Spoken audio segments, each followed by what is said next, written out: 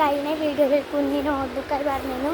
അത് ഇതാട്ടോ, ഈ ഒരു നോട്ട്ബുക്കാണ് നമ്മൾ കാണിക്കുന്നതുള്ളത്.